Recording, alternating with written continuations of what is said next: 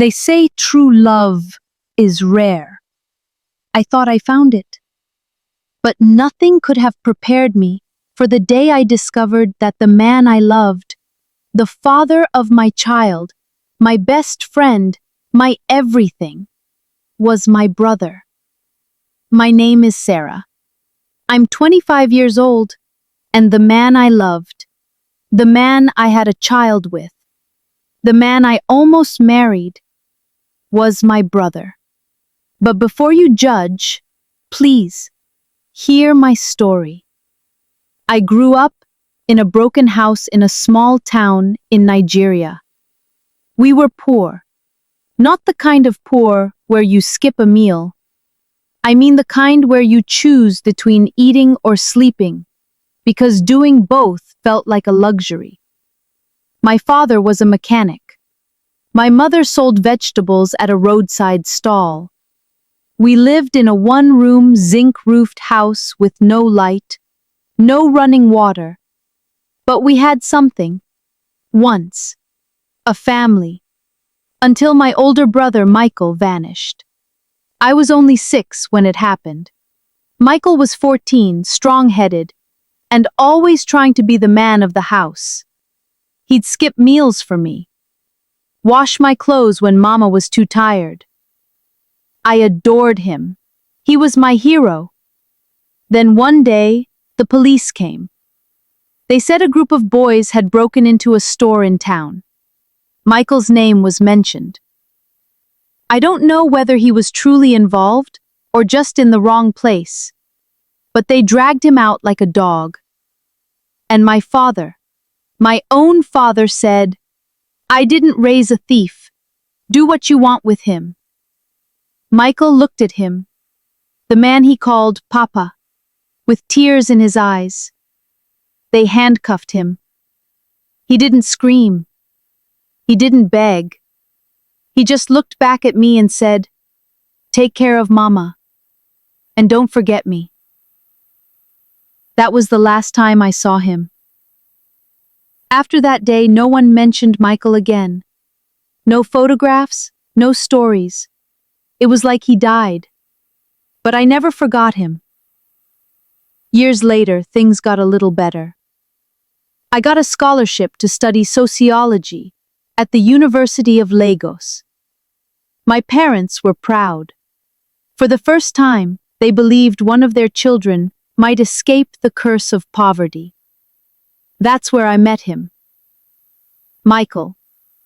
He was in my political science class. He had this quiet strength. Always wore white shirts. He had this look in his eyes, like he'd seen things, lived 1,000 lives.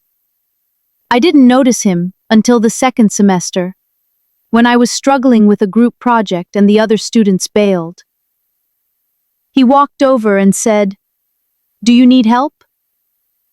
That moment changed everything. We started working together.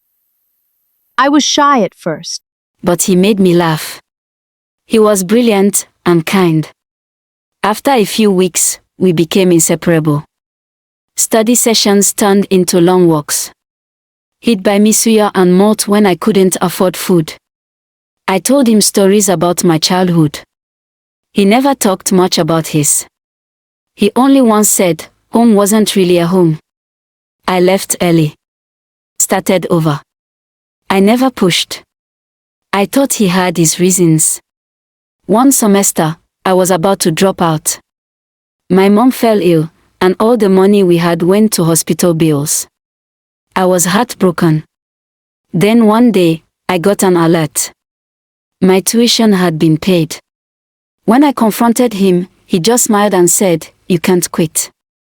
You've come too far." One rainy afternoon, I was vomiting non-stop. I thought it was malaria. Turned out I was pregnant. When I told him, he held me and said, "I've never been sure about anything in my life, except this. I want this. I want us." We had a small naming ceremony for our baby boy. We named him David. He looked so much like his father. Same eyes, same quiet strength. Things got better. Michael started earning more from logistics. I found a better job as a counselor at a school. We were happy, or so we thought. On David's first birthday, Michael knelt down and asked me to marry him. Of course, I said yes. We started planning to visit my parents. He wanted to do it right, meet them, ask for my hand, take me home. I was nervous. I hadn't been home in a while, but I was excited. We traveled the next weekend. As soon as my father opened the door, the past came rushing back like a wave. He froze. My mother dropped the tray in her hand. And then, my father whispered, "Michael?" Michael stiffened. He looked confused. "Yes, sir. Do I know you?" My mother walked forward, tears rolling down her face. She reached out and touched his face.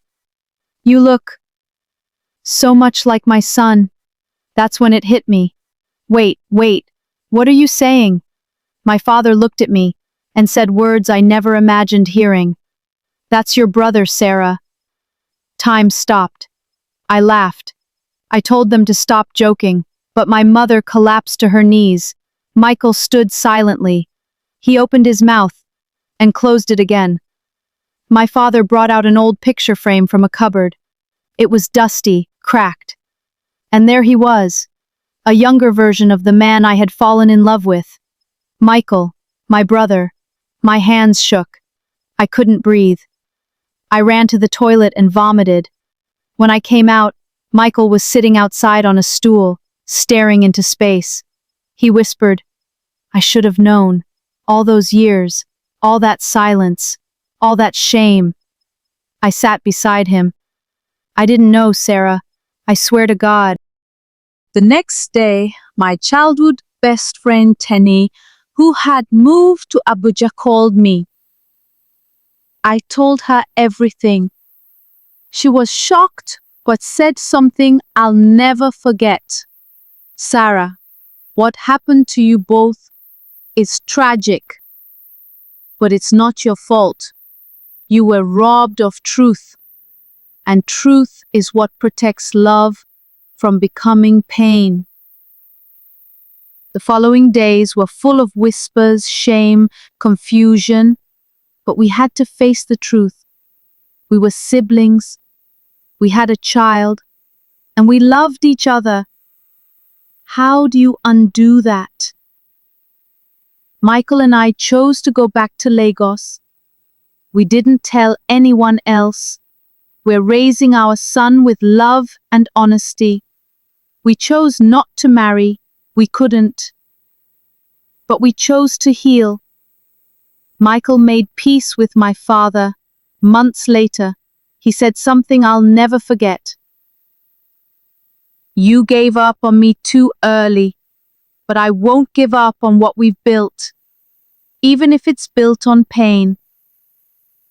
I don't know what the future holds, but I do know this: silence is dangerous, shame destroys lives, and love is not always enough. But forgiveness is what saved us. This story is more than a twist of fate. It's a lesson about broken families, lost identity, and the cost of silence. Every year, thousands of children are displaced, rejected, or forgotten by their families. Some grow up without knowing where they come from, and sometimes the consequences are irreversible. Let this be a reminder: never allow shame to erase your own blood. Keep records, tell your stories, let your children know their roots. Forgiveness is hard, but silence is deadly. This story is not just mine. It could be anyone's. Don't let it be yours.